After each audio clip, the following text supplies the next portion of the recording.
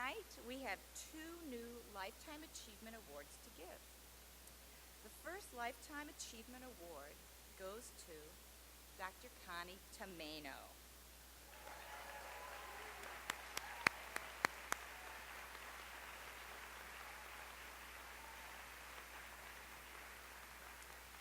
Let me tell you a little bit about Connie, and then we'll bring her to the stage. The profession of music therapy benefits greatly from the lifetime of pioneering work by Dr. Connie Tomaino. She's a therapist, author, leader, and visionary, and the breadth and depth of her contributions to the profession of music therapy are remarkable. The profession of music therapy continues to benefit from her contributions. Working as a music therapist in the New York City area, she co-founded and is the executive director of the renowned Institute for Music and Neurologic Function. The Institute is dedicated to furthering research and education in the field of music therapy. Internationally known for her research on the clinical applications of music and neurologic rehabilitation, Dr. Connie Tomaino's work has advanced the art and the science of music therapy for individuals dealing with brain trauma. In addition to her work at the Institute, she teaches and lectures as a faculty member at a variety of New York schools and centers. Dr. Tomaino has authored or co-authored numerous book chapters, journal articles, and grants. But not only has she worked to advocate for and educate others about music therapy, she has a record of service and leadership. She's a founding board member of the International Association for Music and Medicine, and served in a variety of offices on the board of the American Association for Music Therapy, including a term as president. Connie has helped to raise awareness of music therapy. Her work has been featured on national and international programs, including 48 Hours, 60 Minutes, and the BBC. Her years of collaboration with Dr. Oliver Sacks were recognized by his dedication of his book, Musicophilia, to her. Her work has even been presented on the big screen. The film, The Music Never Stopped, is based on a Sacks essay depicting a music therapist using a young man's preferred music to help him unlock his memory and reconnect with his father following brain surgery.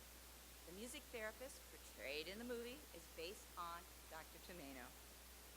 We honor her significant accomplishments and contributions to the profession of music therapy by presenting Dr. Connie Tomaino with the Lifetime Achievement Award.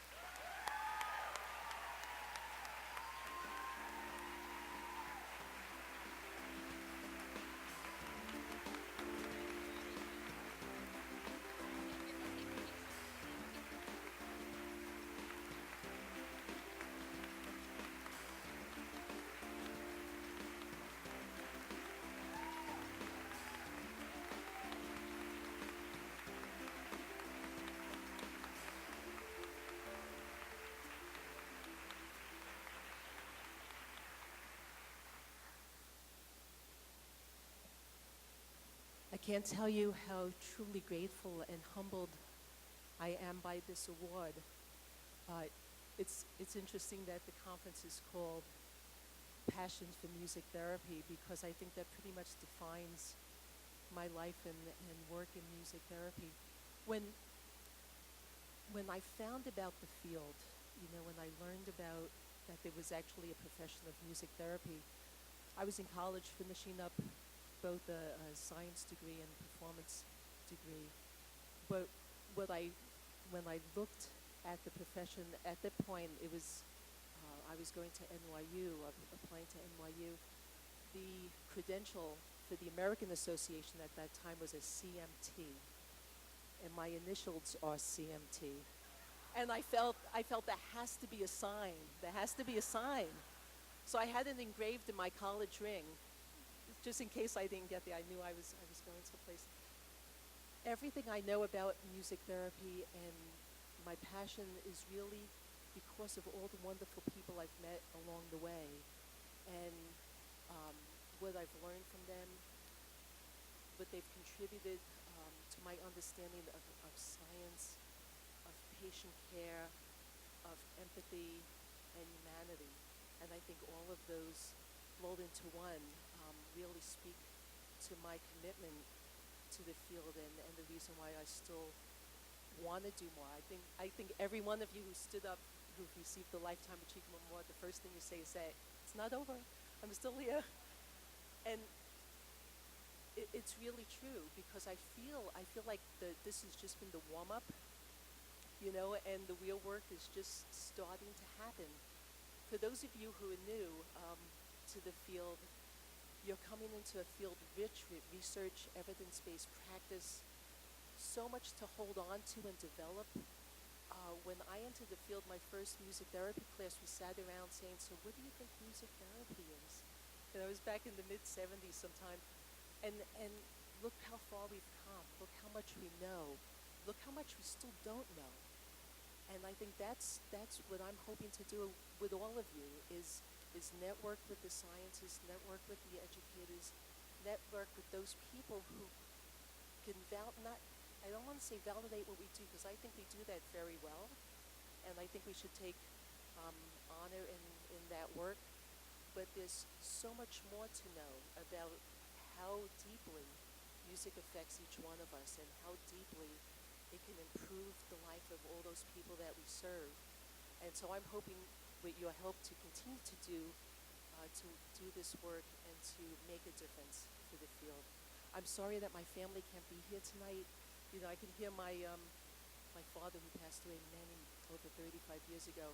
When I said I was going into music therapy, he would ask friends, did you ever hear about this music therapy stuff?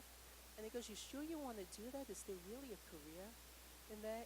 And it was encouraging because when he passed away, I had my first music therapy job. And he said, okay, you did it, which was wonderful. My mother today, who's 93 years old, every time she reads something in the paper says, gee, this music therapy stuff is really really catching on, So I know she's starting to get it. My husband is a freelance musician and had a really big gig this weekend, and he says, oh, hon, I'd love to be there, but I got to play in this gig. So he couldn't be here. And my youngest daughter is studying international policy and politics at the University of Glasgow. She just started this year. And my older daughter just finished college, and she has a job. And her boss won't let her take off. But I do have somebody, I have an amazing board of directors at the Institute, and one of the reasons why the Institute was able to be formed was the leadership of Central Light Health System, which is the parent company, really saw the value in the work that Dr. Sachs, Oliver, and I were doing and felt that they really had to put their support behind it. And over the years, we're going to be celebrating our 20th anniversary next year. And over the years, thank you. Even with challenges in budgets and even with problems with Medicaid and whether this is going to be reimbursed or whether they could justify it, they still support us. And I'm so grateful that Harry Ballin, who is a new board member to the Institute, who also wants to become a music therapist. He's a great lawyer, but he is an aspiring music therapist. He actually volunteers with us too, besides being a board member, is here to represent the Institute. So I'm really very grateful to you, Harry, to be here.